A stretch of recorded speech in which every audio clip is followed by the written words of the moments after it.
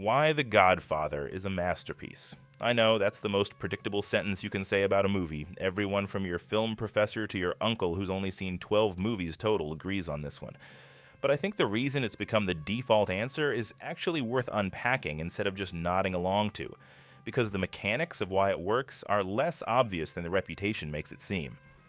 Start with the thing that gets talked about the least, even though it's doing the most, which is Gordon Willis's cinematography. Guy got nicknamed the Prince of Darkness by his peers, and on this film, he made a choice that almost got him fired. He refused to light the actor's eyes.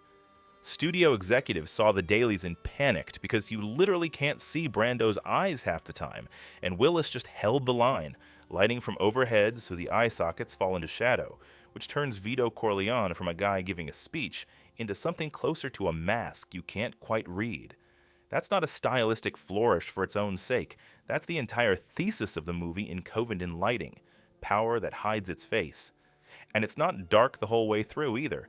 The film swings into these warm, almost nostalgic high-key rooms whenever the story steps outside the family's business, so you feel the difference in your body before you consciously register what scene you're in.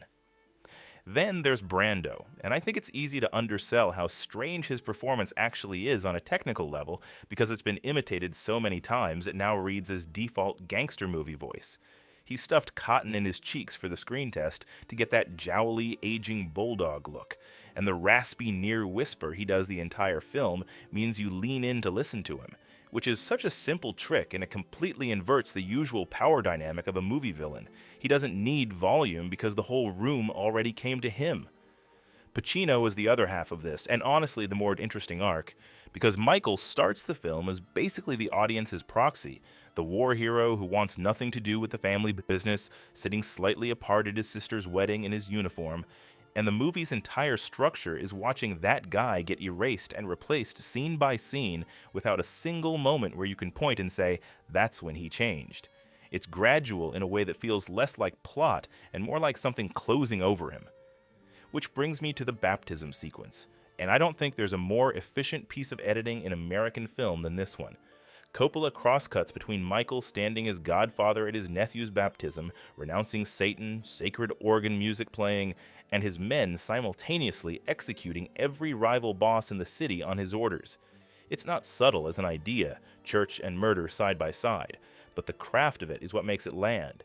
The rhythm of the cuts speeds up right along with the hits, and by the end, you've watched Michael complete 2 initiations at once, into godparenthood and into becoming the actual Godfather, and the movie doesn't need to say a single word connecting them because the editing already did. I also think people undersell how much this movie runs on food and ritual instead of dialogue explaining anything. Every major turning point happens over a meal or a family gathering. The wedding that opens the whole thing, Clemenza teaching Michael how to cook sauce for 20 guys right before things go bad, the strategy meetings that double as dinners. It's this constant tension between hospitality and violence, and the film trusts you to feel that tension without underlining it, which honestly a lot of modern crime movies could learn from, because they tend to explain everything twice. Now, is it a perfect 3 hours? Not entirely, and I'll say the thing people don't say enough. The pacing in the middle stretch, with Michael in Sicily, runs slower than the rest of the movie needs it to. And if you're watching this for the first time, not primed by 50 years of cultural osmosis, that section can feel like a detour rather than the emotional beat it's meant to be. Even though thematically it matters. It's where Michael falls in love and loses that love, setting up why he's so hollowed out by the time he gets back to New York. It's not a flaw exactly, but it is a stretch when the movie asks for patience it doesn't always pay off in the moment.